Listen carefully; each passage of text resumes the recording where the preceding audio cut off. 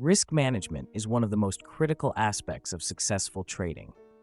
Whether you're a seasoned trader or a beginner, understanding how to manage risk can make the difference between consistent profits and blowing up your account. In this video, we'll dive deep into the principles of risk management that will protect your capital and help you maximize profits, especially in the volatile US markets. Understanding risk. What are we really dealing with? Risk is an inevitable part of trading.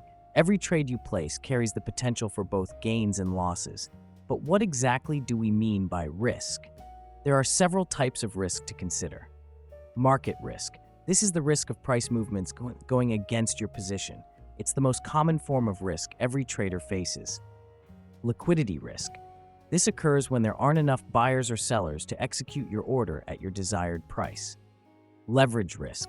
If you're using borrowed funds to trade, leverage amplifies both your profits and your losses. This is a double-edged sword. Emotional risk. Often overlooked, emotional risk can lead to poor decision-making. Fear, greed, and overconfidence are all emotions that can affect your trading performance. The key to managing risk isn't avoiding it, but rather understanding it and finding ways to control it. 2. The importance of defining your risk tolerance. Before you place a trade, you need to define your risk tolerance. This is a personal decision, and it varies from trader to trader. Your risk tolerance is how much of your capital you're willing to risk on any given trade. Ask yourself, how much of my account am I willing to lose on a single trade? What is my maximum drawdown, the largest loss I'm willing to accept before I stop trading? Am I more focused on capital preservation or seeking high-risk, high-reward trades? In the context of U.S. markets where volatility can be high, understanding your risk tolerance ensures you make decisions aligned with your financial goals. The 1% rule, protecting your capital. One of the simplest and most effective risk management strategies is the 1% rule. This rule suggests that you should risk no more than 1% of your total trading capital on any single trade. Let's break it down. If your account balance is $50,000, then according to the 1% rule, you should risk $500 on a trade. This rule ensures that even if you lose multiple trades in a row, you won't wipe out your account. By using the 1% rule, you protect your capital and ensure you can survive the inevitable losing streaks that come with trading. Setting stop-loss orders. The power of limits. A stop-loss order is one of the most powerful tools in a trader's risk management arsenal. It allows you to limit your losses by automatically closing a trade when the price hits a specified level. Here's an example. You buy 100 shares of a stock at $50 each. You set a stop-loss order at $45. If the stock price falls to $45, your position will automatically sell, limiting your loss to $500. In the volatile US stock market, where prices can swing wildly, a well-placed stop-loss can save you from significant losses. Position sizing. How much to risk per trade? Position sizing is the amount of capital you allocate to a trade, and it is directly linked to your risk tolerance. It is a critical part of risk management as it determines how much you stand to lose on a single trade. To calculate position size, you can use the following formula. Position size equals amount at risk, dollar risk per share. Position size, dollar risk per share, amount at risk. For instance, if you're willing to risk $500 on a trade and your stop loss is set at $5 per share, you can buy 100 shares. By adjusting your position size based on your risk tolerance, you prevent any single trade from damaging your overall portfolio. Diversification, spreading your risk. Diversification is one of the best ways to reduce risk. Instead of putting all your money into one asset, you spread your investments across different markets, sectors, or asset classes. This reduces the impact of a loss in one area of your portfolio.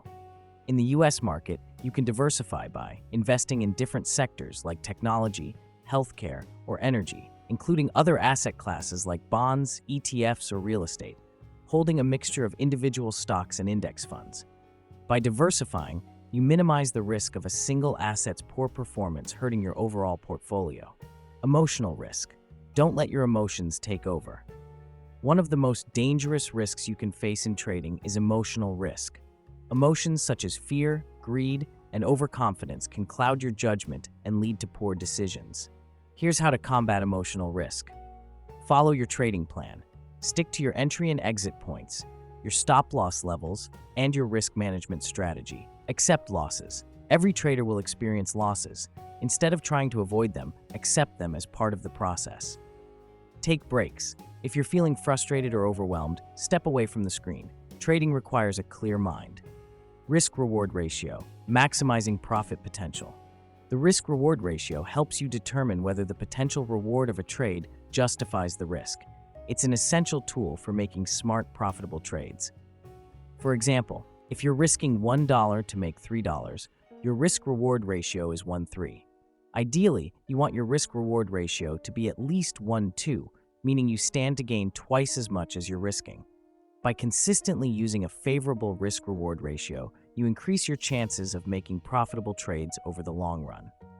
The role of backtesting. Testing your strategy.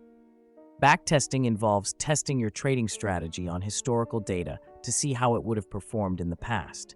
This is a crucial step before you risk real money in the markets.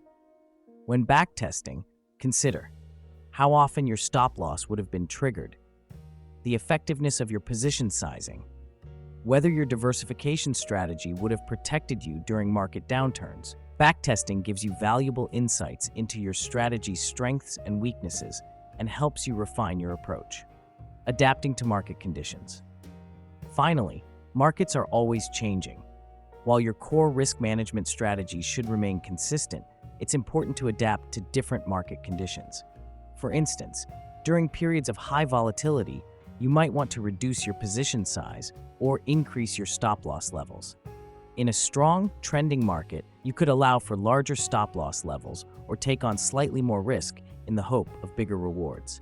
Being flexible and adjusting your strategies according to market conditions will keep you in the game longer.